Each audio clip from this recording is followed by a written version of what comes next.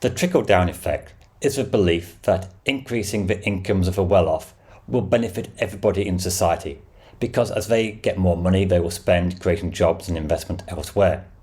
This belief was popularized in the 1980s by supply-side economists like Milton Friedman, and it was taken up enthusiastically in the US by Ronald Reagan and in the UK by Mrs. Thatcher. Trickle-down economics often is used to justify tax cuts for the rich, tax cuts for big corporations. And the argument is that everybody benefits from it. But what about the evidence? What about the reality? Well, fortunately, we have a lot of empirical studies to look at. An IMF research paper from 2015 found that increasing the income share of the poor and the middle class actually increases growth, while a rising income share of the top 20% results in lower growth. So why is this? Why does trickle-down effects not work like its proponents claim? Well, there's many reasons. Firstly, when the rich become richer, they may use it to accumulate assets and wealth, and this can be then reinvested and create more wealth. As Thomas Piketty research found that wealth begets more wealth, and it squeezes out the people who are unable to get on the property ladder. Also, as the rich gain higher salaries, this doesn't necessarily filter through to the rest of society, because the rich have a higher propensity to save, not spend the money, and to embed it in assets. An interesting statistic is to look at the comparison between real GDP per capita and real median incomes in the US. Because in the 1980s, we did have many policies which sought to cut taxes on high earners and corporation tax, and there was a rising inequality in the US. And we can see here how real GDP per capita has increased much faster than median incomes. What does that mean? Well, median incomes is the incomes of the bang-on middle class. And this shows that the average wage, you could say, has increased at a slow rate than real GDP per capita, because this has been skewed by a dramatic increase in the income share of the top 1%. So even though the US has pursued policies to liberalise markets and lower taxes on high income earners, this has not trickled down fully to the middle class. Also, the proponents of trickle-down economics often argue that cutting corporation tax will lead to higher investment, higher growth, and everybody benefits from it.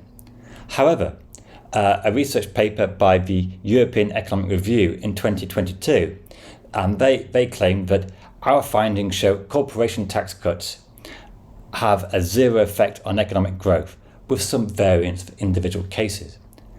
And also, if you look at corporation tax in the OECD, there's a big variance between different countries, rates from 10% up to 30%. But there's no clear distinction that countries with significantly lower corporation tax have higher investment, higher living standards. And by the way, a similar result can be found by looking at the tax burden for countries. You can compare Denmark and France with a tax burden very high with that of the US, which is much lower. But life expectancy, living standards are not particularly any different. The tax cut of 2017 in America, signed by President Trump, cut taxes very significantly for US corporations. But there was no real surge in investment. And in fact, many firms use the lower tax rates to buy back their shares, push up share prices. And also the dividends and the share prices benefited a lot of foreign earners. So there's no necessity that cutting corporation tax leads to investment. Investment depends on many other factors such as expectations of the future, demographics, state of the economy. And the tax rate is only one very small factor. Now, there are times when cutting very high tax rates may well increase growth.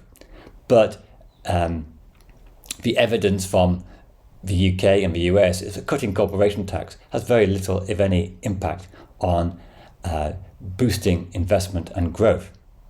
Another study by LSE, the Economic Consequences of Major Tax Cuts for the Rich, also found that cutting tax has almost no effect on altering the rate of economic growth. It is worth pointing out that the trickle-down economics is not wholly without merit, in that, if an entrepreneur sets up a business, it will benefit other people in society. And higher growth and higher investment will lead to higher tax revenue for the government. But I think the problem for the trickle-down economics is that when it's used to justify very large tax cuts for the rich, in that they in themselves have very limited effect in increasing economic growth and investment. And this is because the cutting tax has no distinct impact on labour productivity. It's sometimes argued that if you cut tax, people will work more. And there's a famous Laffer curve which says that if you cut tax rates, not only will people work more, but you may gain more revenue.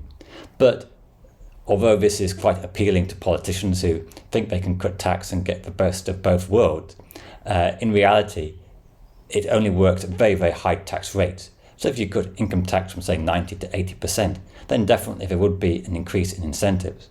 But in the US, UK, with marginal tax rates more in the region of 30, 40, perhaps 50% in the UK, the impact on incentives is much less clear-cut.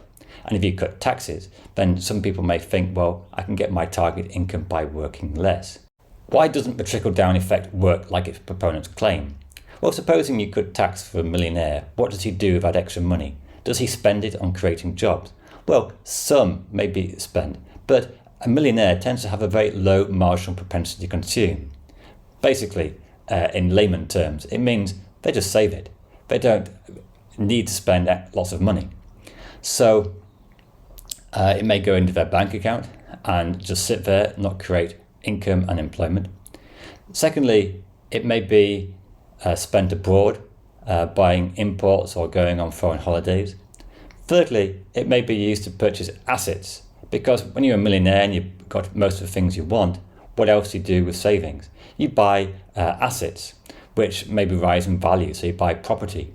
And we've seen in the past few decades a rise in property values because there's a lot of excess wealth that gets reinvested into the property market.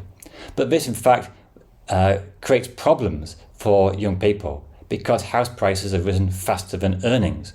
So rather than a trickle-down effect, we actually have the rising wealth of the rich can cause problems for other people because asset prices rise, the cost of living rise.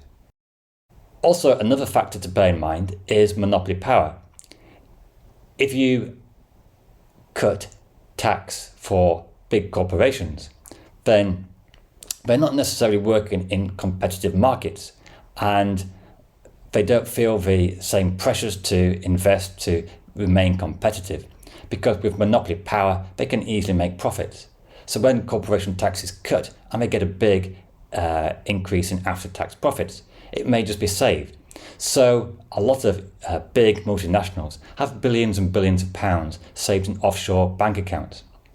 And Apple has in the region of $250 billion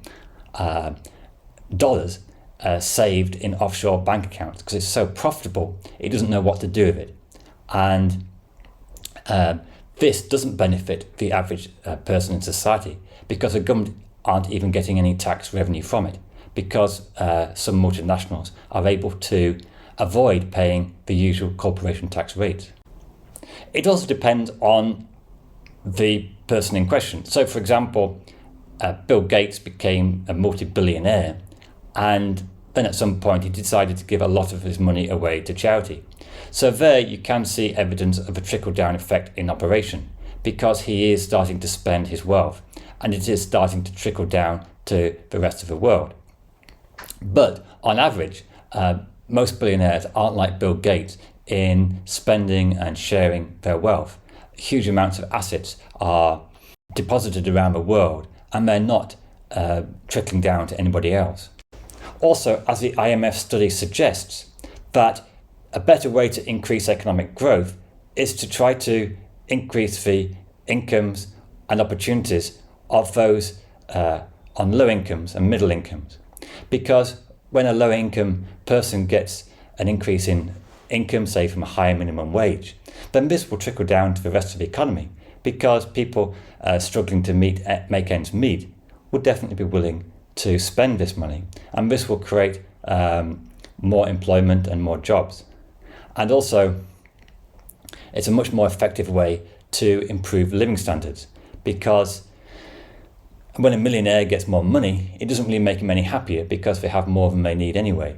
But if somebody is quite poor and they get some extra income, then it makes a big difference to managing the cost of living. You can see here the difference between US corporate profit and nominal wages, and both are nominal figures not adjusted for inflation. But you can see that since the 1980s, corporate profit has increased much more significantly than weekly wages. And this reflects an increase in market power of many corporate firms. There's increased monopoly power, and this enables them to gain a higher share of GDP. And weekly wages are not rising at the same rate as profit. So again, an indication that there isn't any trickle-down effect from higher corporate profit to higher wages. There is some, because wages are going up, but it's been left behind.